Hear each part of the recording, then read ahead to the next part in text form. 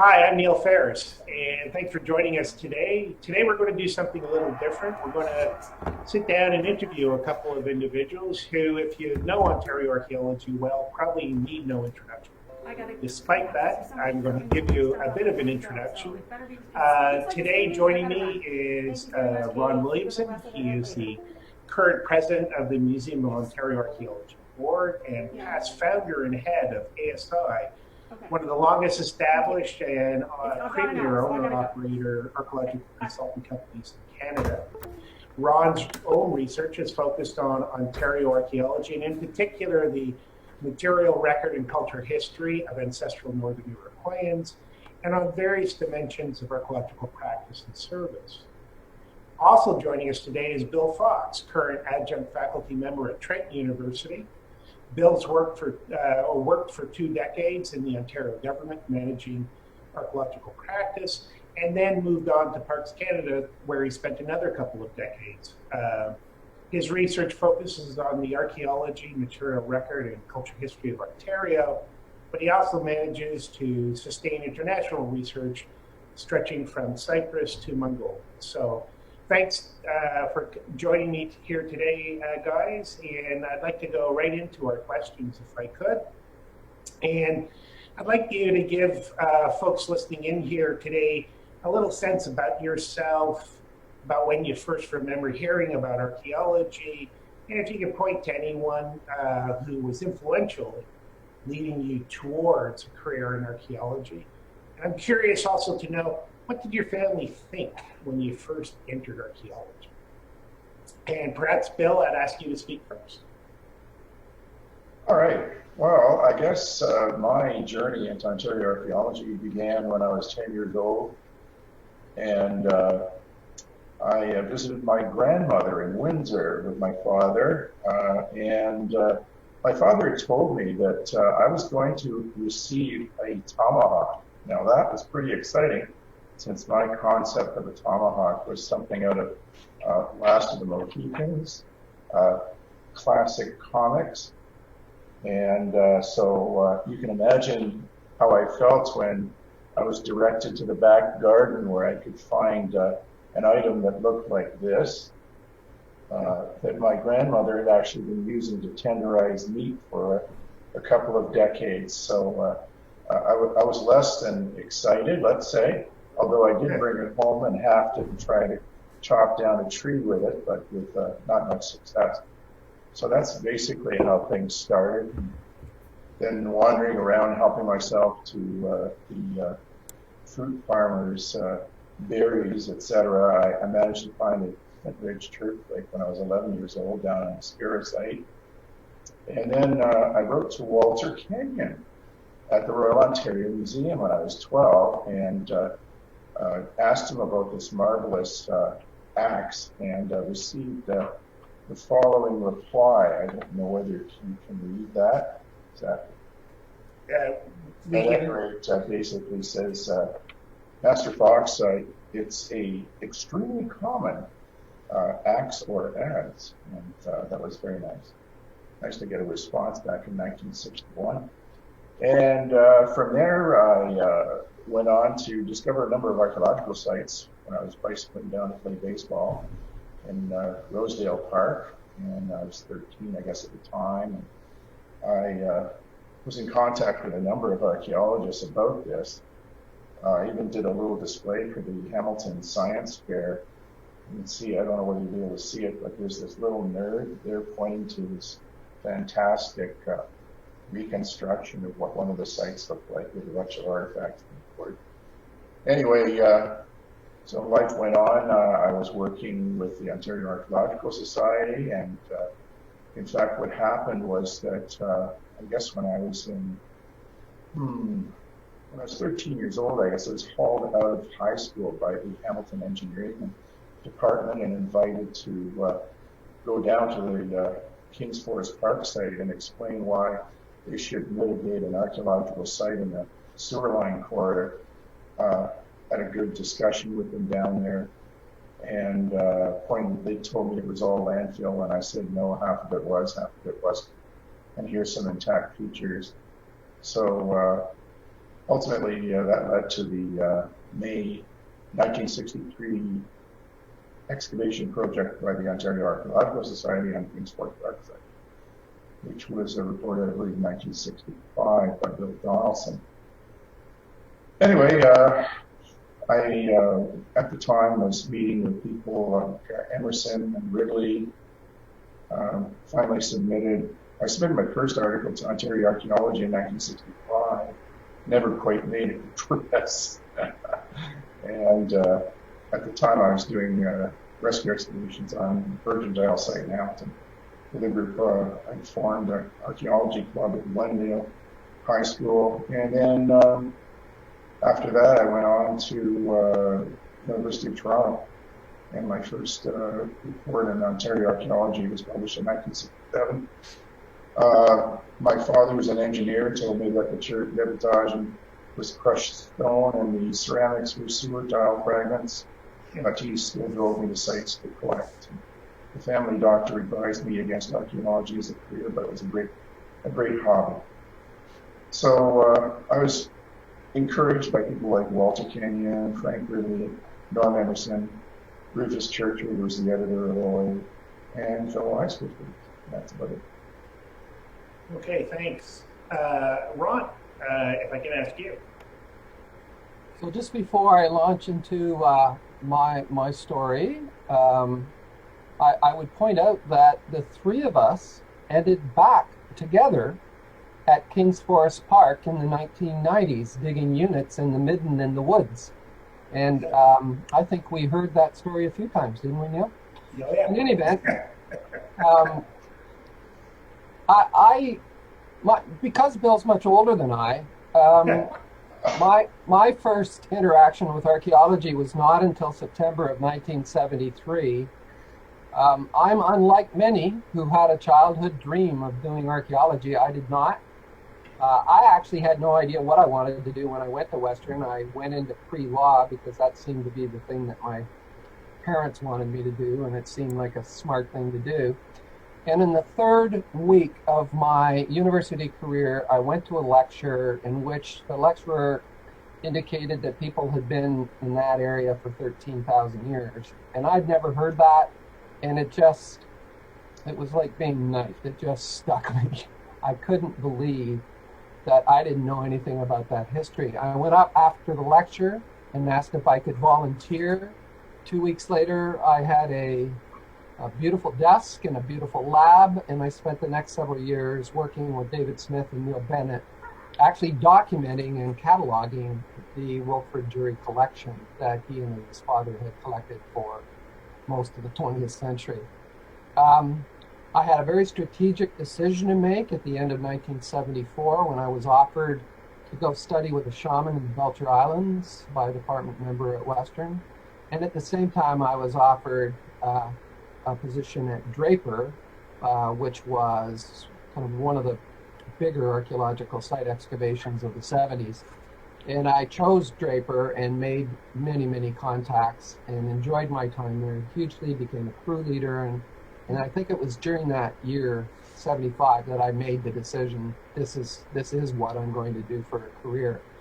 But I shifted almost immediately from the Museum of Ontario Archaeology, where I was, then the Museum of Indian Archaeology, and started with Bill Fox and Ian Kenyon at the ministry.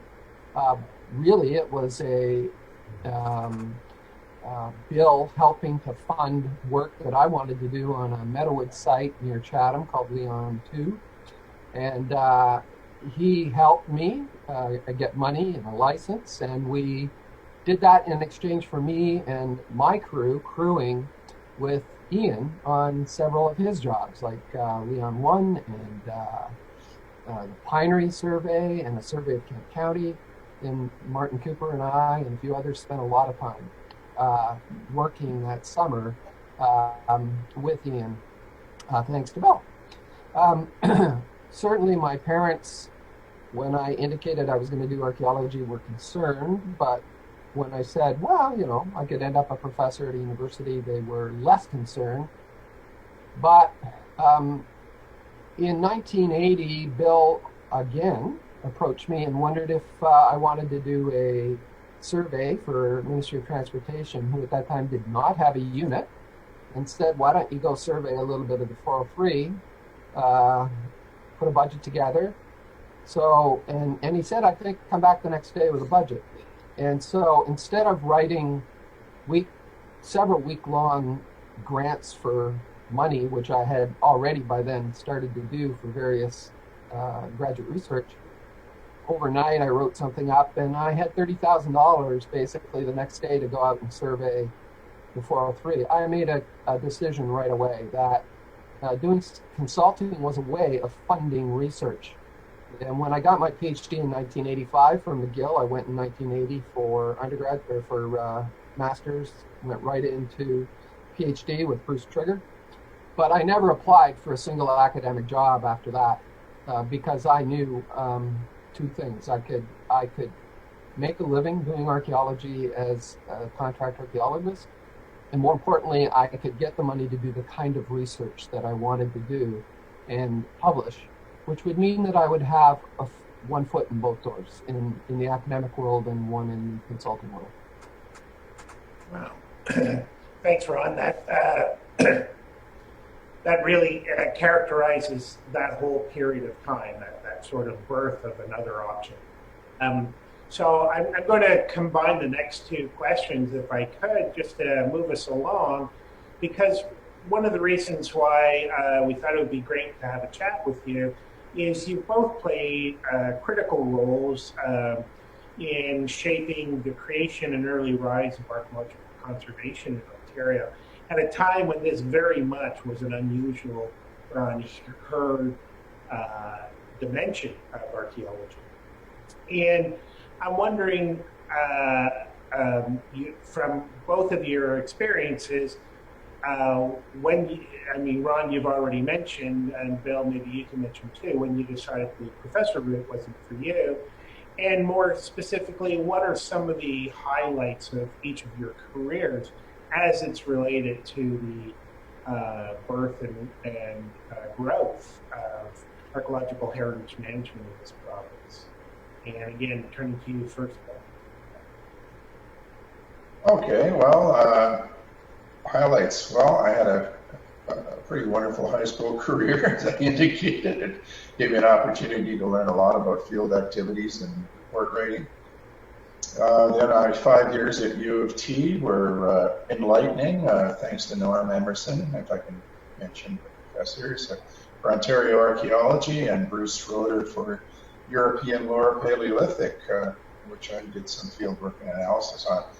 But most of my knowledge came not from professors, but from fellow graduate students, like Dean Knight, Peter Ramsden, Ian Kenyon, David Struthers, Peter Reed, Marty Latta, Alan Tiska, Addie Reed, Grace Ranovich, Sandra Zacharias, Sonia Jerkitz, and the list goes on. Anyway, so there were a lot of really good people there, and I learned most of what I learned at university from the fellow students.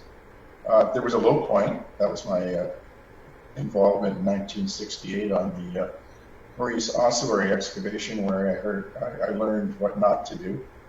Anyway, subsequent to that, another highlight was my employment, somewhat grudgingly, from the Ministry of Natural Resources.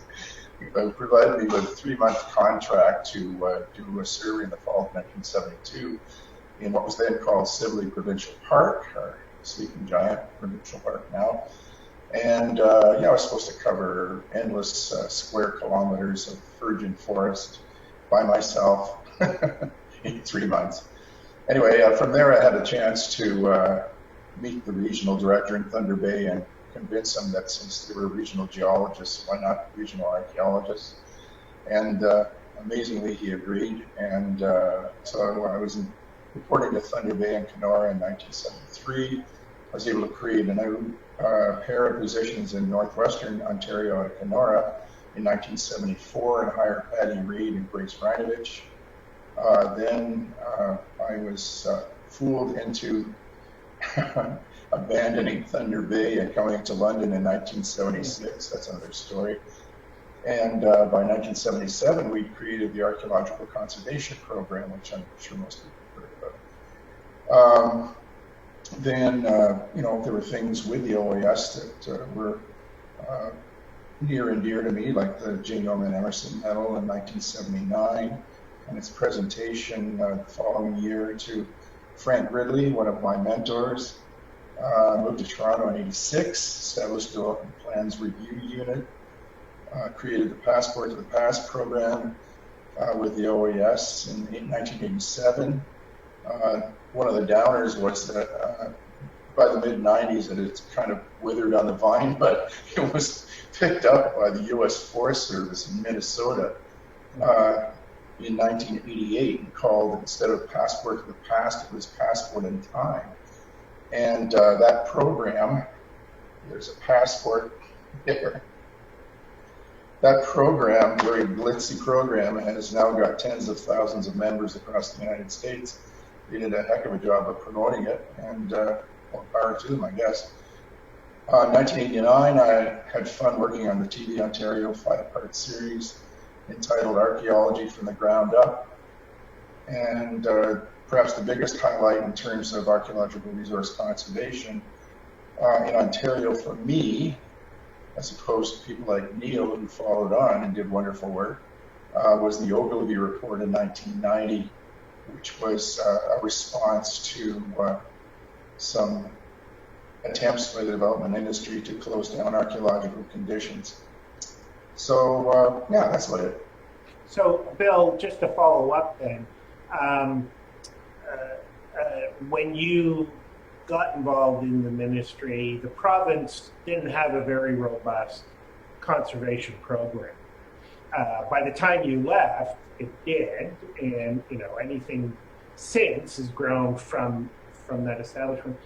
Why do you think, in your experience, how did the province change its thinking, or how did its thinking evolve to pursue this kind of conservation, protection of archaeological sites from land use development activities?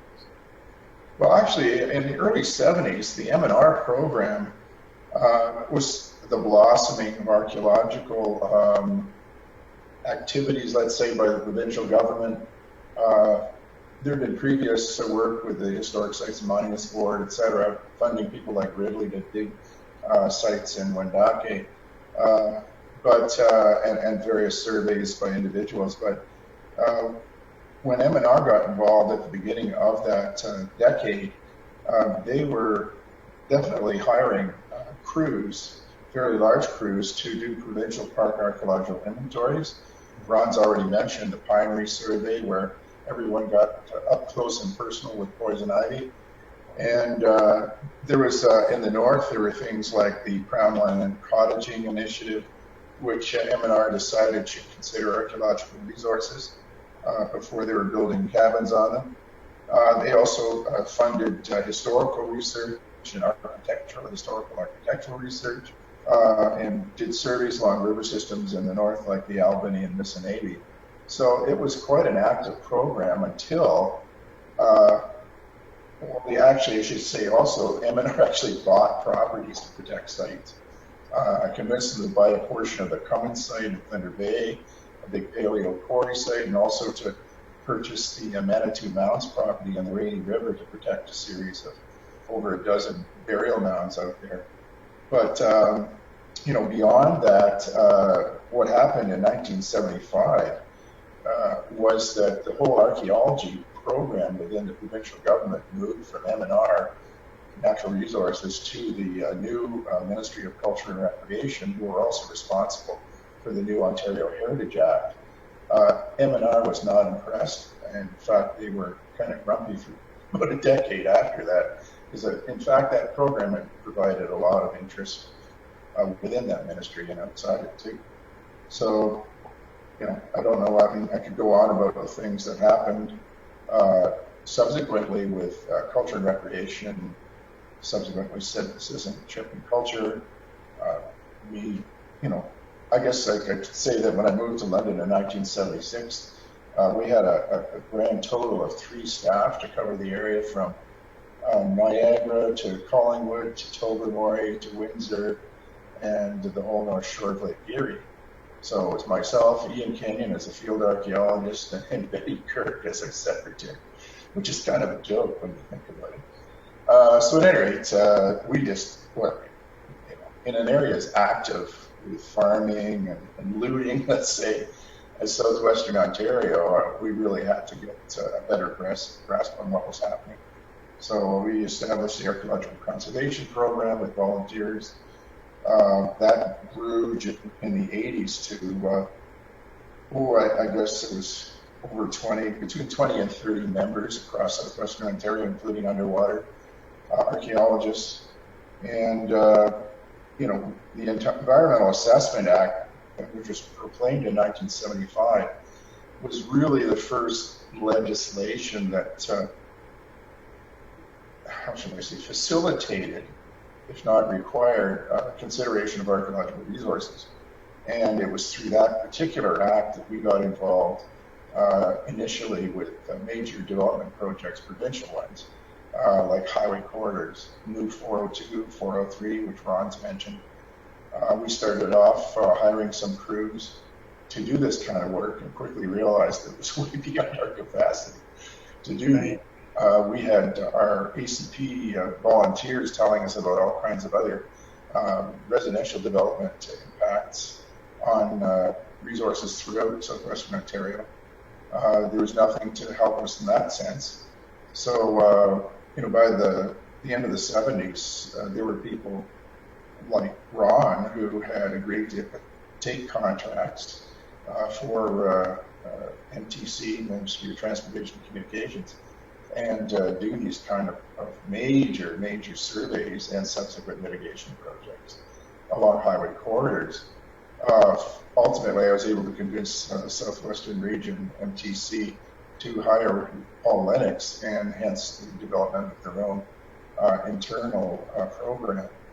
But right, so that's a good segue, because I wanted to bring Ron in here to join in, because there was that moment when provincial archaeologists realized there's no way we can get it all done. And that was really part of that, in my head anyways, part of that transformation and the birth of a private industry doing this work. And Ron, you were really at the forefront of that. And I just want to get a sense from you of your, how you remember the beginnings of the commercial consulting archaeology industry, it coming about, what those early days were like, since it's, I think we can all agree, it's a very different beast these days.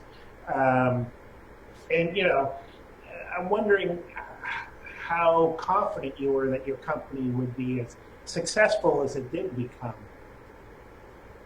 Hey, well, that's a fascinating question. Let me begin with some of the highlights that you asked us to talk about, and then let me come back to how I think CRM evolved here as it relates to a much earlier start in the States with the Wendorf program in the 1950s, Rhodes program, and the Ministry of Culture, when it was in place, finally after M&R, as Bill's been talking about, looking at that and seeing that as an example and wondering, you know, what we should be doing here. There was a lot going on behind the scenes about that. But let me just start with some highlights and answer that last question about that I think it was going to be successful right away. The answer is, of course not. It was brand new. It was a notion to do this. It was the 403 survey that launched me into it, as I said previously. And I was very lucky very quickly, and I think because we were in on the ground, to get some very interesting projects. I earned all this gray hair, and it happened pretty much over a 4 or 5 month period in the fall of 1987 at the Snake Hill Project in Fort Erie, where I had officials from the Pentagon and people were calling the White House for comment. And this was a project looking at 31 burials, of which we finally concluded they were American soldiers from the War of 1812, and we ended up repatriating them to a national cemetery in the U.S. That project, which began in the fall of '87, and the first report and book came out in '93, one shortly thereafter. But our report on that came out in actually 1988. That the two books evolved out of that. But that project, I was directing at the age of 33, and I remember having many conversations with my lieutenant at the time, Rob McDonald, about the Peter Principle and how close I was to teetering one side or the other on some kind of line I was walking, because there was just so much attention. It was in the media every day. It was a big deal. But the one story that comes out of that was the final wrap-up press conference when all of the hearse, 28 hearses, flag rape, fly over by the U.S. Blue Angels. And this reporter was from the Niagara Falls Review, and she said, "Dr. Williamson, how does it feel to have reached the pinnacle of your career?" And at age 33, I was not ready for that question.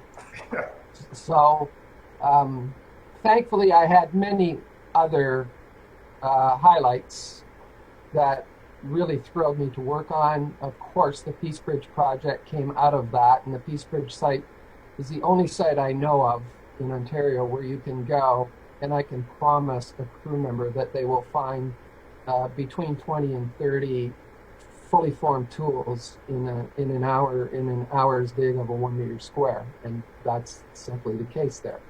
And that was a wonderful place to work. Colonel John Butler's cabin from the War of 1812, Butler's Rangers, his cabin in Niagara Lake, that was just a stunning project. We loved it. Of course, Mantle. And more recently, my work with an international group of scholars looking at the Basque and early European Basque exploration of the St. Lawrence and the implications for the interior continent. And that project, which is long-term, has been a lot of fun.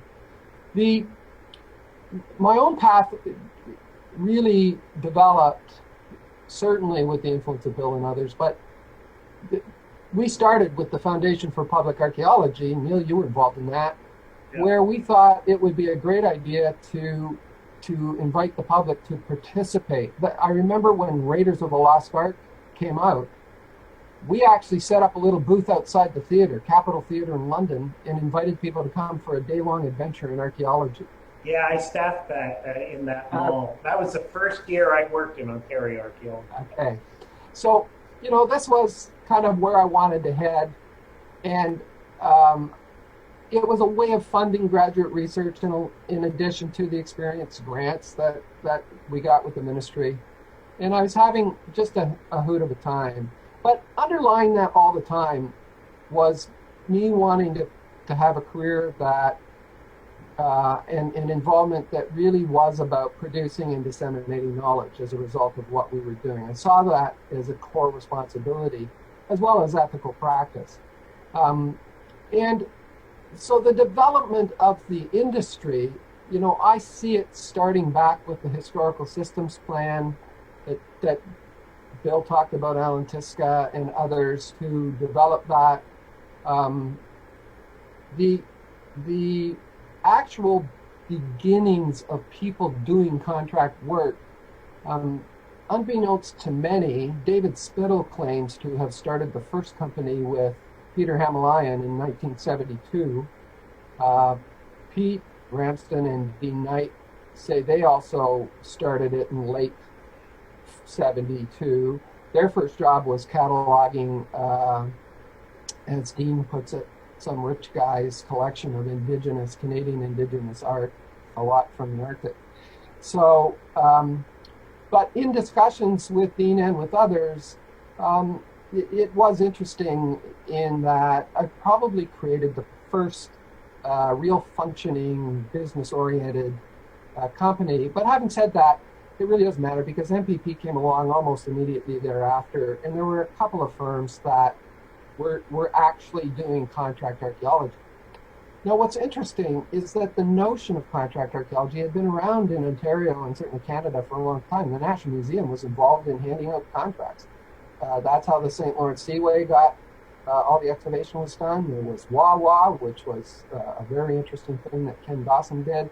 And of course, the Draper site itself, 2 years of very detailed excavation, some research, funded by the National Museum. So there was precedent here for doing this kind of work. It was tough slogging till the mid-1980s. And then, Snake Hill came along, changed my life forever, really.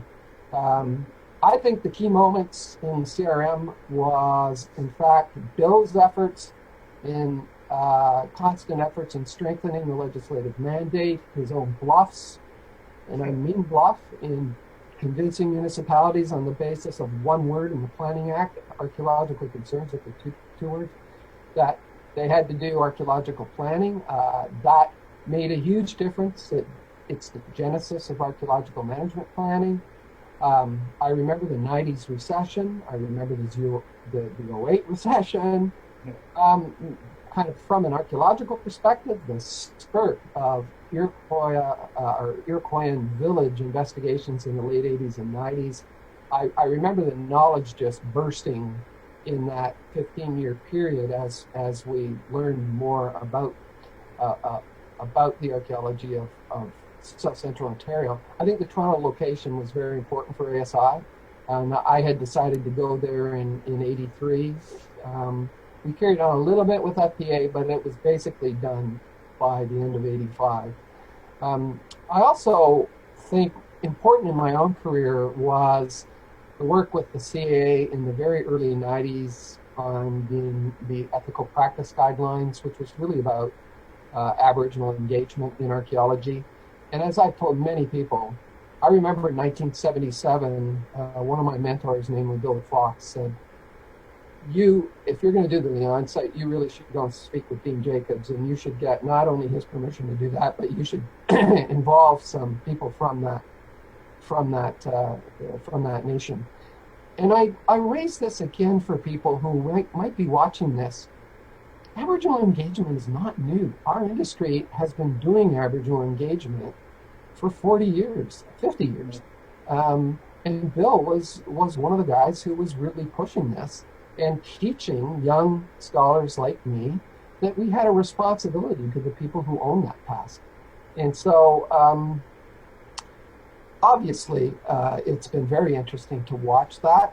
I think the shift from the individual license to the company license and back to the individual license was a very confusing and conflating thing.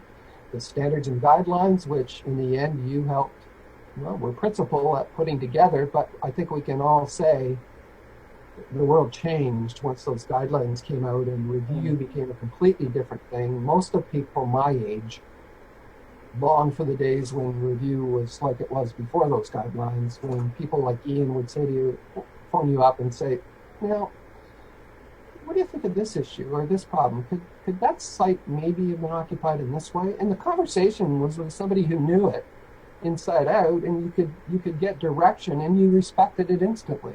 And that was a kind of review that I longed for, because I don't think I ever had a review after the guidelines that ever interested me in quite that way. I think the 05 registry was a very important move to get reports done by consultants in public hands, so that they couldn't be held by only a few people. So, and my last thing that I point to is your own development of SA. I spent the better part of 20 years complaining to the ministry, complaining to anyone who would listen, including the Ecowash Commission and the media generally, that while Ontario had a legislative mandate to be envied anywhere in the world for doing archaeology in advance of land use development, we were well behind on what to do with the artifacts, the material culture that resulted from that. And you were very aware of that at the same time, and the difference is you went out and did something about it. And I think I've always really respected you for having done that. Thanks, I appreciate that. I remember working for you in the public archaeology stuff and working at the ministry in the early 80s. And this may be rose-tinted glasses, but a real sense of transformation occurring and being part of a transformation.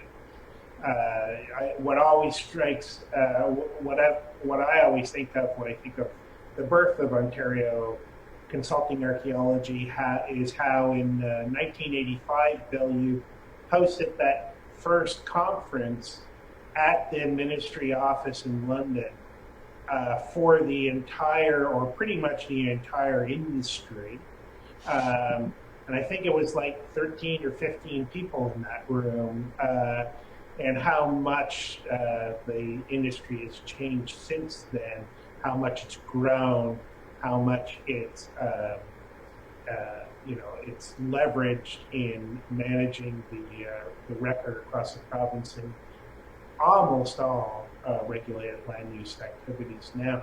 So at this point in your careers, looking at where we are in 2020 in relation to heritage management, archaeological heritage management in Ontario, what strikes you as,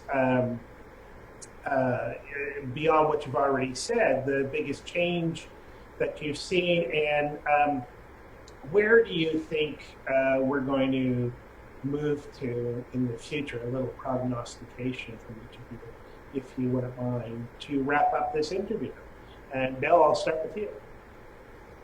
All right. Well, I'd say obviously Ron and yourself have done a wonderful job of explaining how the CRM industry blossomed in the province.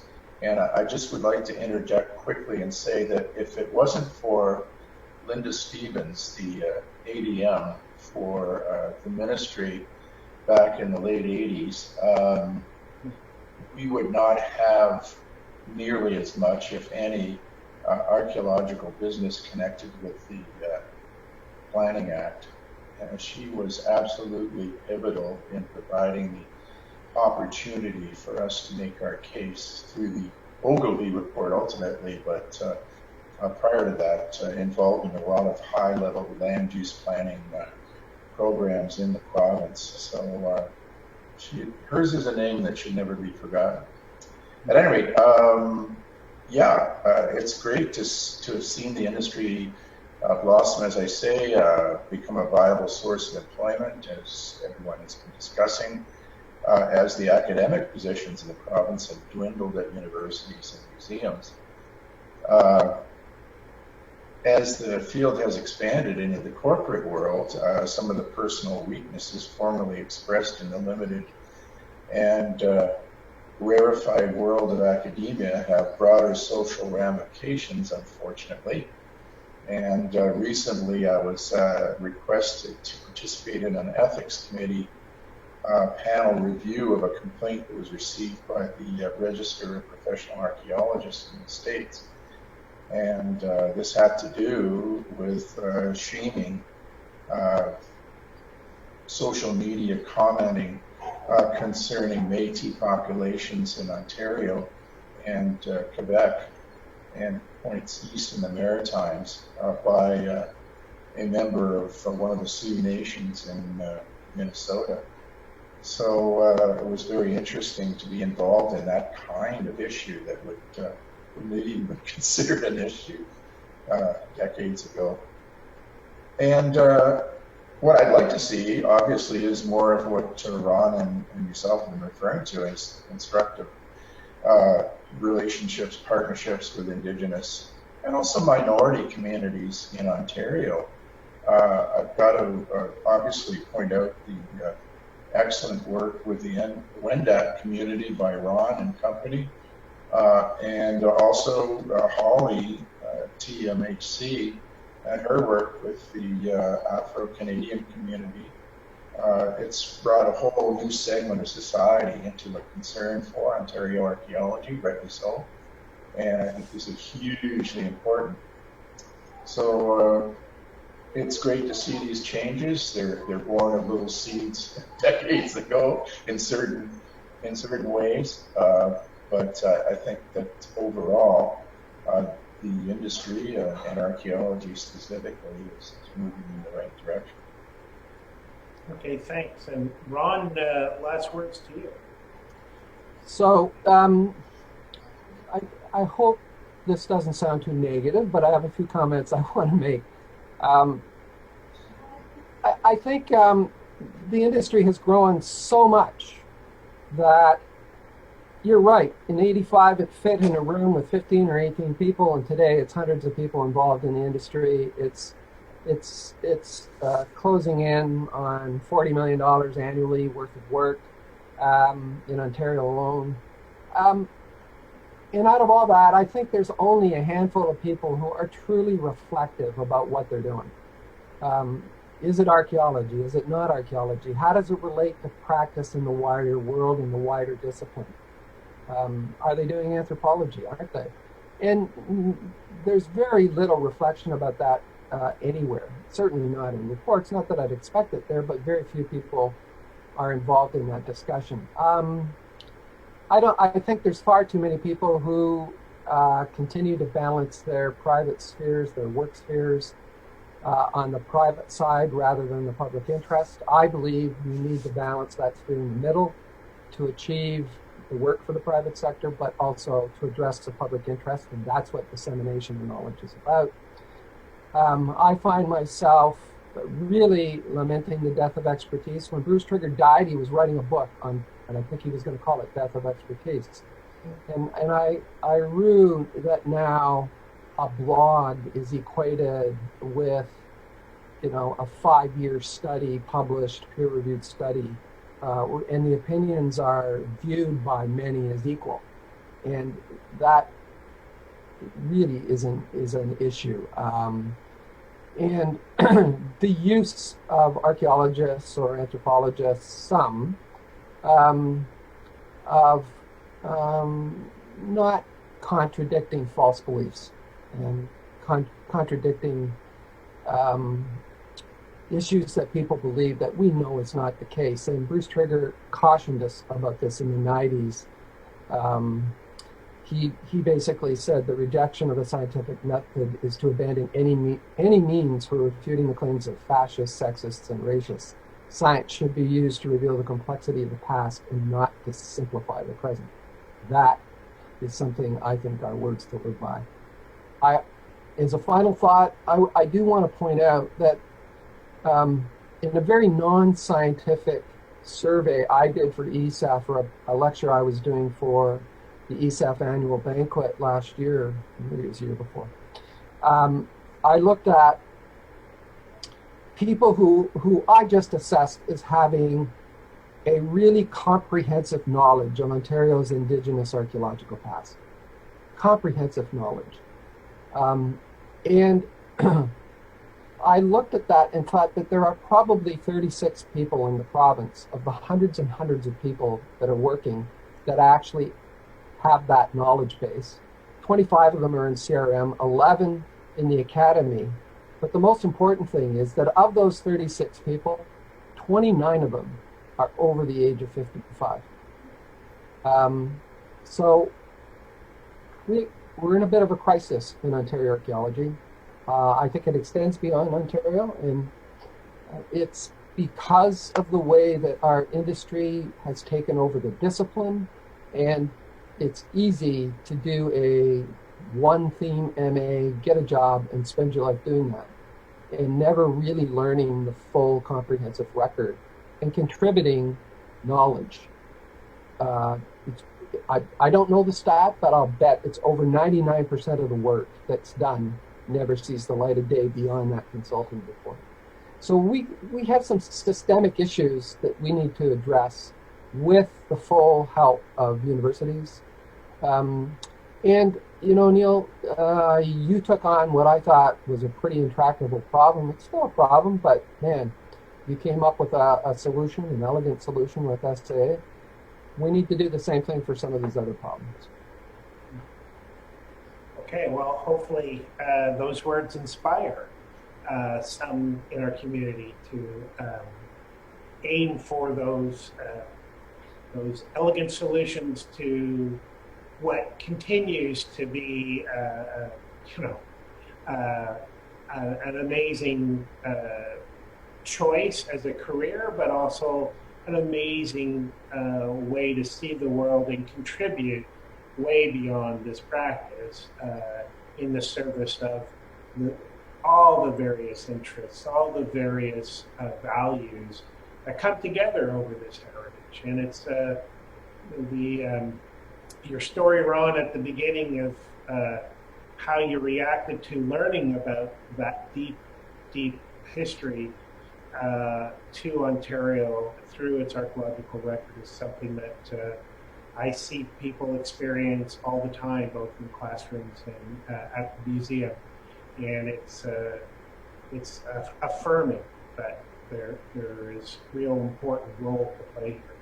So I want to thank you guys again for sharing so much of your time today, and for allowing us to enter your homes and pick your brains this way. I hope you stay safe, and I look forward to the rest of you on the next time we get together to do one of these chats with you for the museum.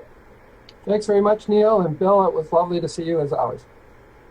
Yes, and thank you all. That was really, I think, a good overview, and congratulations to you both. Cheers.